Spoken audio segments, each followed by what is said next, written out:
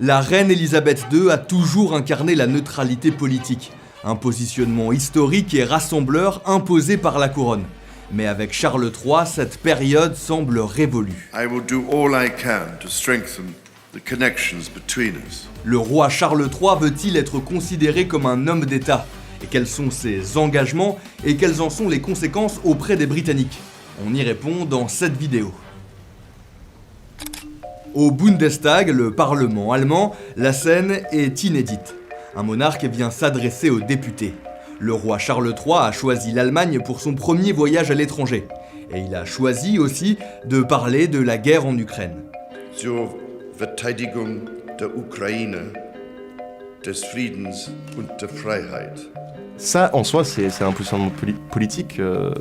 C'est très inattendu de la part d'un roi de dire du mal ou du bien d'une guerre ou d'un effort de guerre étrangère. Ce positionnement avait été plutôt apprécié par les Britanniques.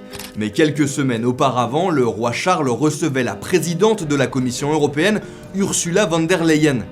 Et c'était mal passé pour certains, surtout pour la droite britannique. On accepte à contre-cœur le besoin de s'entretenir avec l'Union européenne, mais les accueillir au sein du palais de Buckingham, du palais du château de Windsor, non, ça non. Roi Charles a choisi d'accueillir la présidente de la Commission européenne au sein de son foyer, et sans rien dire, c'est une incontestable prise de position. Une prise de position très européenne, et qui dénote pas mal avec le style de la reine Elisabeth II. Elle qui s'imposait une neutralité politique beaucoup plus importante. Elle ne se positionnait jamais publiquement sur un sujet clivant.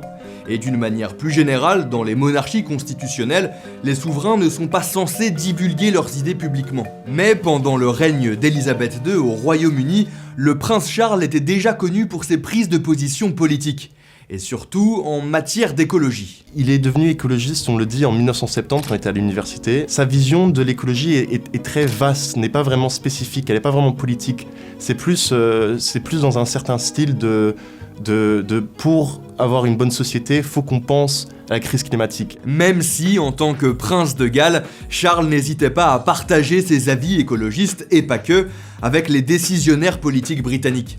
Ce qui avait même poussé Margaret Thatcher, première ministre britannique dans les années 80, à devoir le remettre à sa place plus d'une fois. Lors de sa très longue période de prince de Galles, il s'autorisait à s'entretenir avec les personnes politiques, à même prendre les positions assez dures, s'adapter à son nouveau statut de souverain.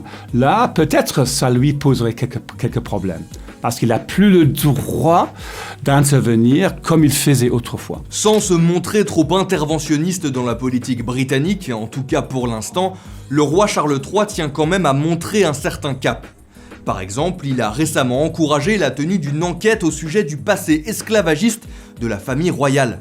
Un sujet qui a longtemps été tabou. Lui, il dit, ok, quand même, on ouvre ces archives jusqu'à présent privées et confidentielles. Par rapport à se présenter des excuses, c'est bien plus conséquent et ça montre un changement net quant à ses relations avec le public, pas juste britannique, mais mondial.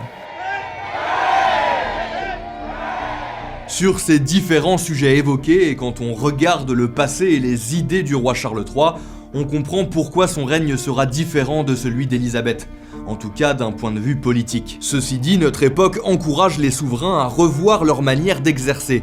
Ils doivent se montrer ouverts et ne peuvent plus mettre sous le tapis certaines problématiques chères aux nouvelles générations. Le roi Charles semble l'avoir bien compris et cela correspond à son personnage. Fini la neutralité politique, place à une discrétion toute mesurée. C'est peut-être ce qui donnera un nouveau souffle à la couronne britannique, à l'heure où les voix anti-monarchiques, et notamment celles des jeunes, trouvent de plus en plus de résonance. Je pense que c'est un roi qui sait ce qu'il veut et n'a pas peur de le montrer. Et c'est ça toute la différence qu'il a avec la reine Elisabeth, c'est que la reine Elisabeth, comme j'ai dit, était définie par son rôle. Elle était son rôle, c'était elle la monarchie. Le roi Charles, il a une vision particulière de la monarchie. C'est quelqu'un qui est conscient de l'évolution de la société.